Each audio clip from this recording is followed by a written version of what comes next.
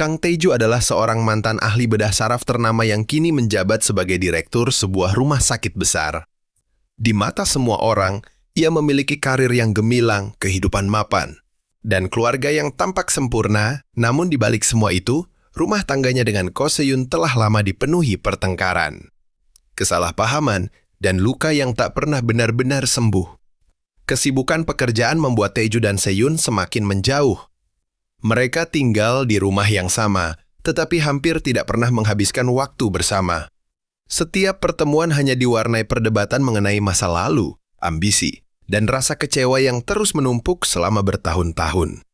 Hubungan mereka akhirnya mencapai titik di mana keduanya merasa perceraian adalah jalan terbaik. Suatu malam, setelah pertengkaran hebat, Taeju meninggalkan rumah dengan perasaan marah.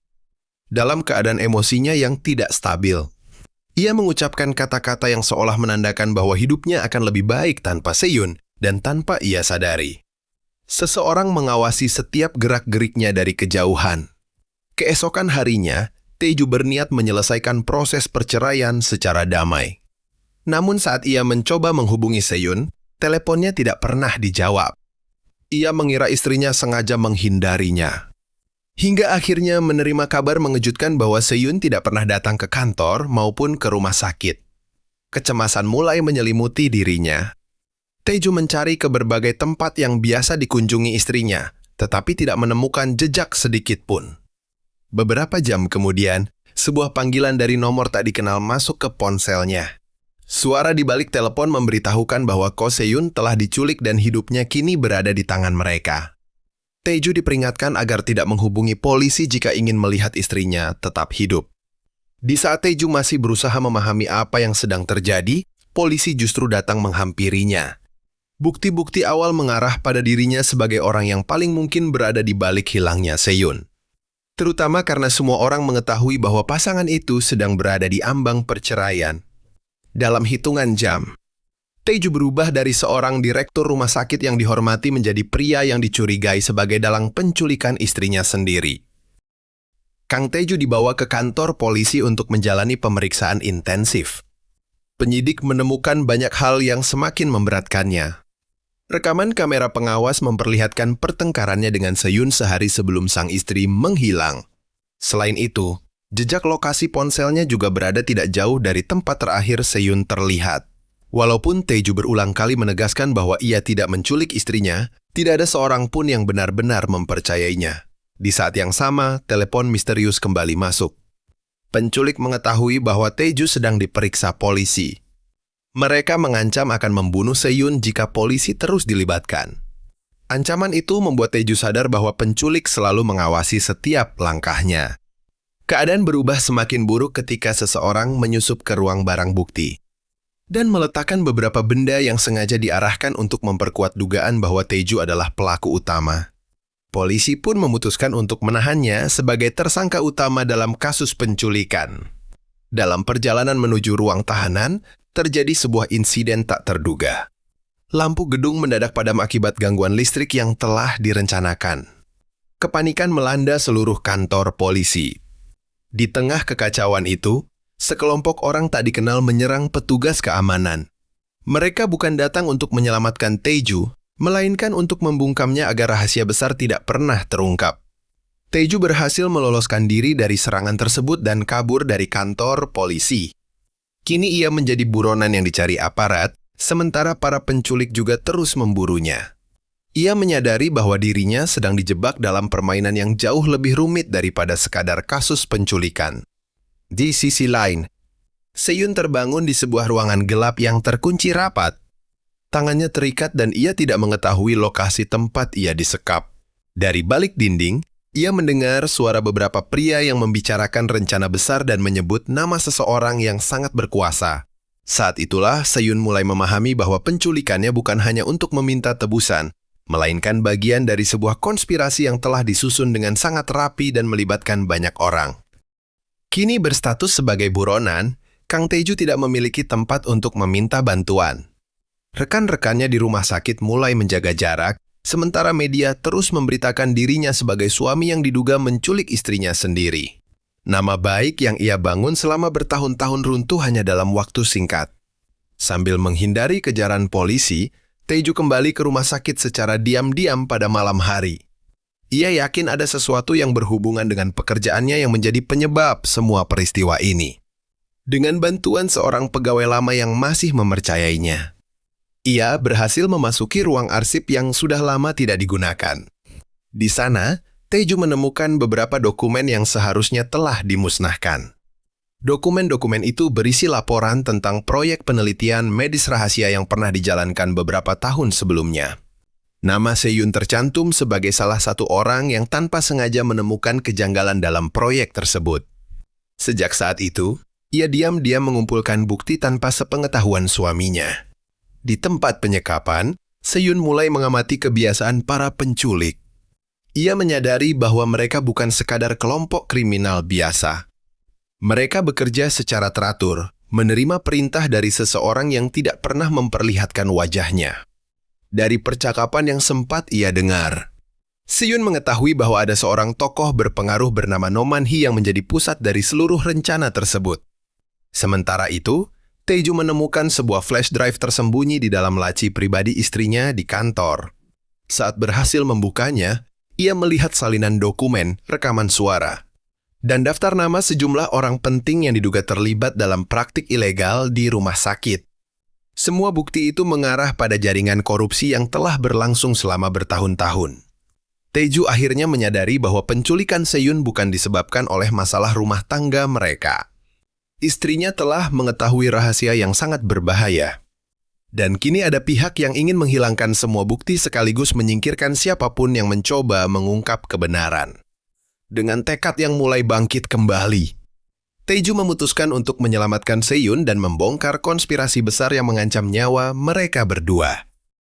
Setelah mempelajari seluruh isi flash drive, Taeju semakin yakin bahwa semua kejadian yang menimpanya telah dirancang jauh sebelumnya.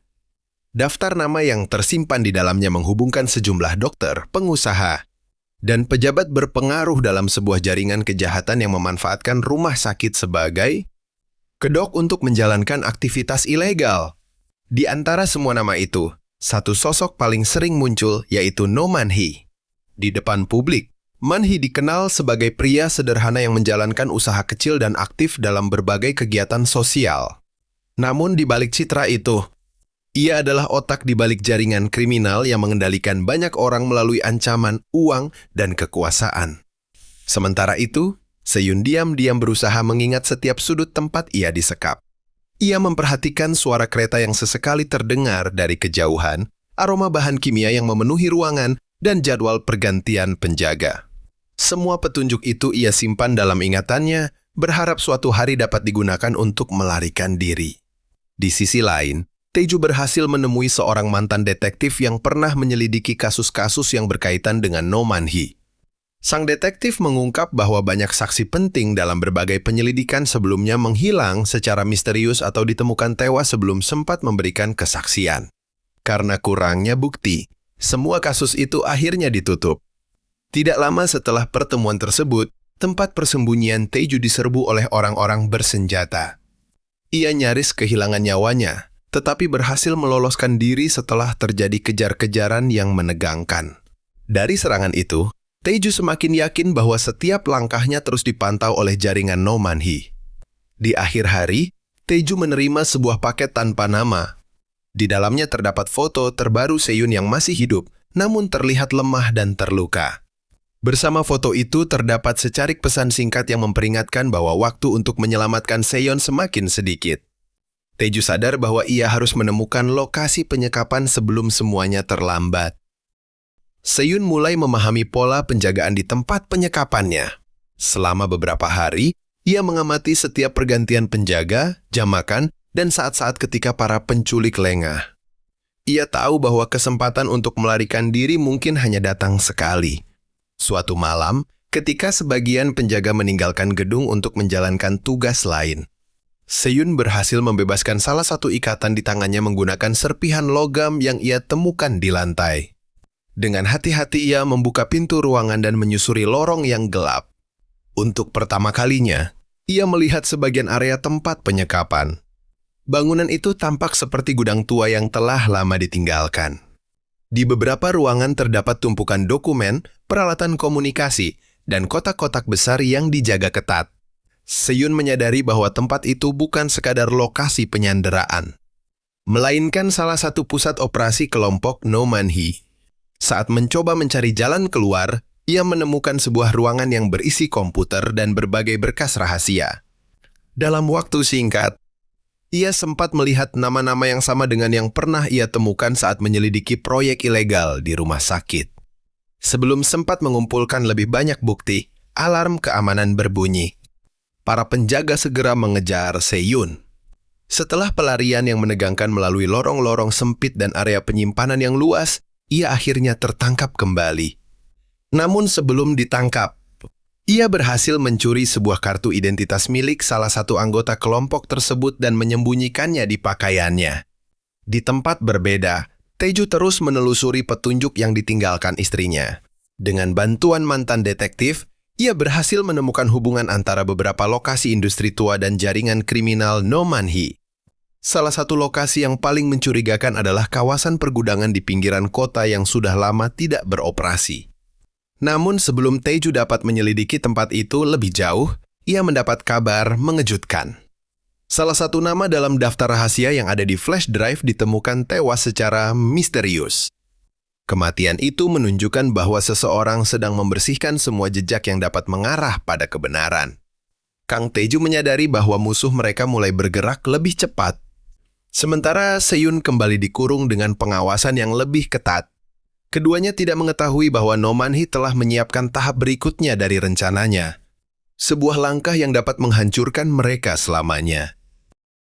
Tae-ju dan mantan detektif akhirnya menyusup ke kawasan pergudangan yang dicurigai sebagai markas salah satu jaringan No Man-hee.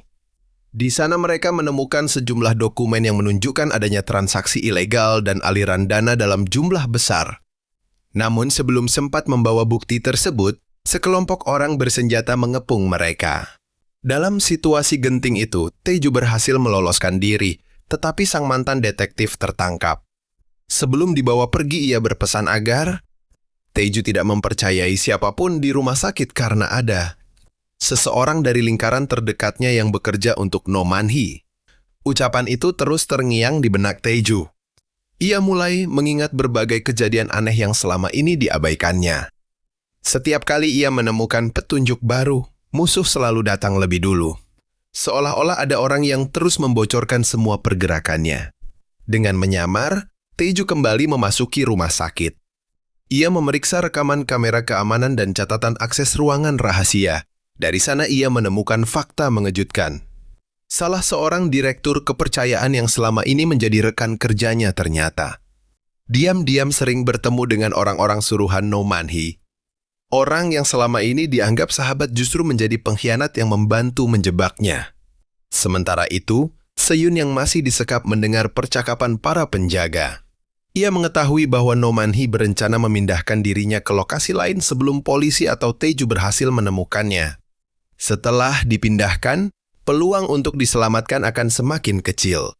Diam-diam, Se-yun menggunakan kartu identitas yang berhasil ia curi sebelumnya untuk membuka sebuah pintu akses terbatas. Di dalam ruangan itu, ia menemukan komputer yang berisi daftar transaksi dan identitas para anggota jaringan kriminal. Meski hanya memiliki waktu singkat, ia berhasil menghafal beberapa informasi penting sebelum para penjaga kembali. Akhirnya, Tae-ju mengetahui lokasi tempat Se-yun kemungkinan besar disekap. Tanpa menunggu bantuan polisi yang masih menganggapnya buronan, ia memutuskan pergi seorang diri menuju gudang tua tersebut. Ia sadar bahwa malam itu akan menjadi kesempatan terakhir untuk menyelamatkan istri sebelum semuanya terlambat. Tae-ju tiba di kawasan gudang tua yang diakini menjadi tempat Se-yun disekap. Dengan hati-hati ia menyelinap, melewati penjaga dan memanfaatkan pengetahuannya tentang tata letak bangunan yang telah dipelajarinya dari berbagai petunjuk. Setiap langkah dipenuhi risiko karena sedikit kesalahan saja dapat mengakhiri misinya. Di dalam gudang, Tae-ju akhirnya menemukan ruangan tempat Se-yun dikurung. Kondisinya lemah akibat berhari-hari disandera, tetapi semangatnya belum padam. Tae-ju segera membebaskan ikatan di tangan istrinya, dan untuk pertama kalinya sejak penculikan itu terjadi, mereka kembali bertemu. Meski hubungan mereka sempat retak, keduanya kini memiliki tujuan yang sama, yaitu keluar dari tempat itu dalam keadaan hidup. Sebelum melarikan diri, Seyun memberitahu Taeju tentang ruangan yang berisi komputer dan data penting milik jaringan kriminal. Mereka memutuskan mengambil risiko dengan menyalin seluruh data tersebut sebagai bukti yang dapat membongkar organisasi Nomanhi. Namun ternyata semua itu hanyalah jebakan. Begitu mereka keluar dari ruangan, sirana berbunyi dan seluruh pintu gudang terkunci secara otomatis. Dari layar monitor yang terpasang di dalam gedung, Nomanhi muncul dan mengungkap bahwa ia sengaja membiarkan Taeju menemukan lokasi penyekapan. Tujuannya adalah memancing Taeju datang agar semua bukti sekaligus kedua saksi utama dapat disingkirkan dalam satu waktu. Puluhan anak buah Nomanhi mengepung pasangan itu. Taeju dan Seyun terpaksa bekerja sama untuk melarikan diri melalui lorong-lorong sempit gudang. Dalam pengejaran yang menegangkan, mereka berhasil menghindari beberapa serangan dan membawa salinan data rahasia. Saat hampir mencapai pintu keluar, mantan detektif yang sebelumnya ditangkap tiba-tiba muncul. Meski mengalami luka akibat penyiksaan, ia berhasil membantu Taeju dan Seyun membuka jalan keluar. Pengorbanannya memberi mereka kesempatan untuk meloloskan diri, sementara para pengejar tertahan di dalam gudang. Taeju dan Seyun berhasil kabur dengan membawa bukti penting, namun mereka sadar bahwa perjuangan belum berakhir. Nomanhi masih bebas, jaringan kriminalnya masih utuh. Dan kini ia akan melakukan apapun untuk merebut kembali data yang dapat menghancurkan seluruh kekuasaannya. Setelah berhasil melarikan diri dari gudang, Taeju dan Seyun bersembunyi di sebuah tempat aman yang hanya diketahui oleh mantan detektif. Untuk pertama kalinya setelah sekian lama, mereka memiliki waktu untuk memeriksa seluruh data yang berhasil mereka selamatkan. Isi data tersebut jauh lebih mengerikan dari dugaan mereka. Terdapat catatan transaksi ilegal, daftar pejabat dan pengusaha yang menerima suap, serta bukti bahwa Nomanhi telah mengendalikan berbagai kegiatan kriminal melalui jaringan yang menyusup ke rumah sakit, perusahaan, bahkan lembaga penegak hukum. Selama bertahun-tahun, siapapun yang berusaha mengungkap kebenaran selalu dibungkam. Seyun akhirnya mengakui bahwa ia telah mengetahui sebagian rahasia itu sejak beberapa bulan sebelumnya. Demi melindungi Taeju, ia memilih menyelidikinya sendirian tanpa memberitahu suaminya. Keputusan itulah yang membuat dirinya menjadi target penculikan. Sementara itu, Nomanhi murka setelah mengetahui Taeju dan Seyun berhasil membawa data penting. Ia memerintahkan seluruh anak buahnya untuk menemukan pasangan itu sebelum bukti tersebut sampai ke tangan pihak yang dapat dipercaya. Di saat yang sama, ia mulai menghilangkan satu per satu orang yang berpotensi menjadi saksi. Dengan bantuan mantan detektif, Taeju menghubungi seorang jaksa yang dikenal jujur dan belum terpengaruh oleh jaringan Nomanhi. Setelah memeriksa sebagian bukti, sang jaksa yakin bahwa kasus ini jauh lebih besar daripada yang pernah dibayangkan. Ia pun membentuk tim rahasia untuk menangkap seluruh pelaku. Namun rencana itu bocor.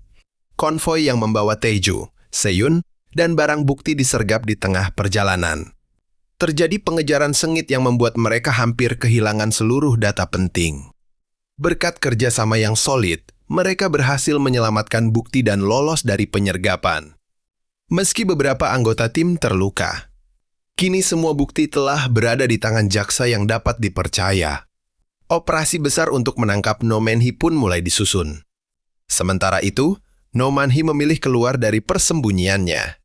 Ia memutuskan menghadapi Taeju secara langsung, menyiapkan pertarungan terakhir yang akan menentukan nasib semua orang.